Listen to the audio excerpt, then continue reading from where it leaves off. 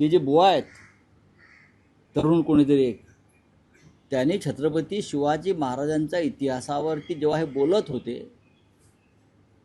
तेव्हा राज्याच्या मुख्यमंत्र्यांनी त्यांना थांबवायला हवं किंवा सरसंघचालकांनी त्यांना रोखायला हवं आणि त्यांना महाराष्ट्राच्या भावना, इतिहास याबाबत जाणीव करून द्यायला हवं. ते बुवा म्हणजे कोणी या पृथ्वीतलावरची महान व्यक्ती नाही. वय काय त्यांचं वय काय, अभ्यास काय? ते असं म्हणतात का किती मुलं जन्माला घाला? 4 मुलं. तुम्ही घाला ना आधी, तुम्ही ब्रह्मचारी.